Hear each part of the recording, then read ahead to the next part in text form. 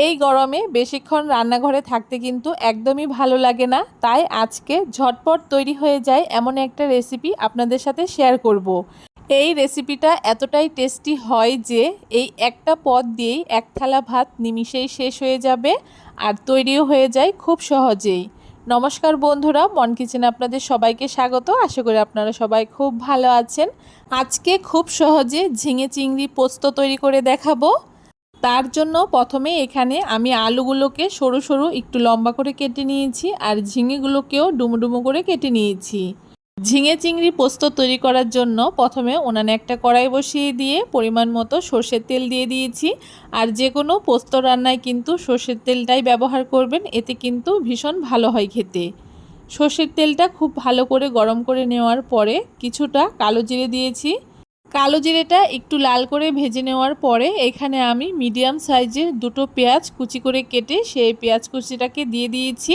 আর কোনো রকম নুন ছাড়াই আমি পেঁয়াজটাকে একটু লাল লাল করে ভেজে নেব। পেঁয়াজটা যখন খুব সুন্দর একটা কালার চলে আসবে তখন এখানে আগে থেকে কেটে রাখা পাতলা আর লম্বা করে আলুগুলোকেও দিয়ে দিচ্ছি। এখন আলুর মধ্যে সামান্য একটু হলুদ দিয়ে দিচ্ছি। আমি কিন্তু নুনটা এখনও ব্যবহার করিনি, নুনটা আমি পরে গিয়ে ব্যবহার করব। এখন আলুগুলোকেও পেঁয়াজের সাথে বেশ কিছুক্ষণ একটু নেড়ে চেড়ে লাল করে ভেজে নেব।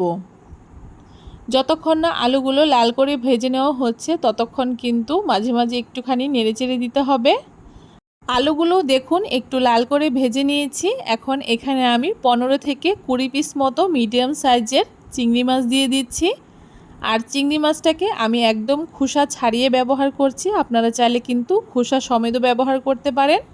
এখন চিংড়ি মাছটাকে দিয়েও আবারও খুব ভালো করে একটুখানি নেড়েচেড়ে নিচ্ছি যাতে চিংড়ি মাছটাও হালকা একটু ভাজা হয়ে যায়।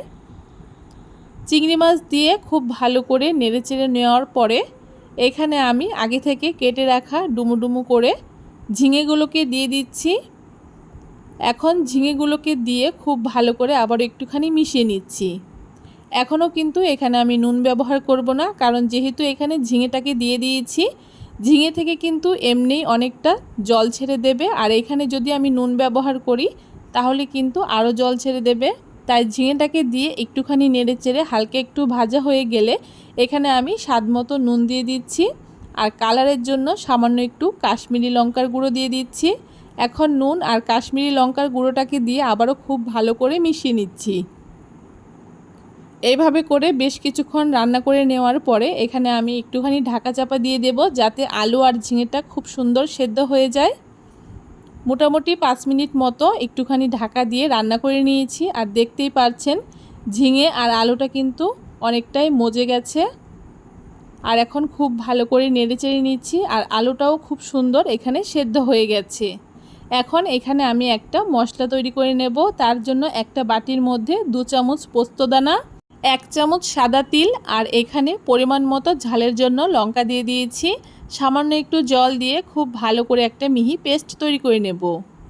দেখুন এখানে পোস্ত, তিল আর লঙ্কার পেস্টটাকে করে নিয়েছি। এখন এখানে পেস্টটাকে দিয়ে আমি সামান্য একটু বাটি ধোয়া জল দিয়ে দিচ্ছি। খুব বেশি পরিমাণে জল এখানে আমি ব্যবহার করব না। এখন মশলাটাকে দিয়ে খুব ভালো করে মিশিয়ে নিচ্ছি। এই রান্নাটায় কিন্তু কোনো রকম জল ব্যবহার হবে না। ঝিঙে থেকে যে জলটা বেরোবে সেই জলেই কিন্তু খুব সুন্দর এই রান্নাটা হয়ে যাবে। দেখুন খুব ভালো করে মিশিয়ে নিয়েছি। এখন এখানে স্বাদ মতো 1/2 চামচ চিনি দিয়ে দিচ্ছি। আর চিনি দেওয়ার পরে আবারও ঢাকা দিয়ে 5 মিনিট মতো মিডিয়াম আঁচে রান্না করে নিচ্ছি। 5 মিনিট পরে ঢাকাটাকে খুলে নিয়েছি আর দেখুন রান্নাটা কিন্তু আমার একদম রেডি হয়ে গেছে। এখন নামানোর আগে উপর থেকে কয়েকটা চেরা কাঁচা লঙ্কা আর কিছুটা কাঁচা সর্ষের তেল দিয়ে খুব ভালো করে মিশিয়ে নিচ্ছি। আপনারা যদি চান ঝোলটাকে আরেকটু শুকিয়ে গামাখা করতে সেক্ষেত্রে কিন্তু ঝোলটাকে আরেকটু শুকিয়ে নিতে পারেন। এখানে দেখুন রান্নাটা আমার একদম রেডি হয়ে গেছে আর দেখতে কতটা লোভনীয় লাগছে। গরম ভাতের সাথে এই ঝিঙে চিংড়ি পোস্তটা থাকলে আর কোনো কিছুরই দরকার হয় না। আর এই রান্নাটা কিন্তু একদম ঝটপট তৈরি হয়ে যায়।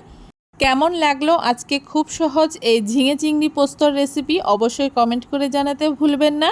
ভিডিওটা যদি ভালো লেগে থাকে অবশ্যই সবার সাথে বেশি বেশি করে শেয়ার করে দেবেন। আর আমার চ্যানেলের যদি নতুন বন্ধু হয়ে থাকেন অবশ্যই আমার চ্যানেলটাকে সাবস্ক্রাইব করে দেবেন।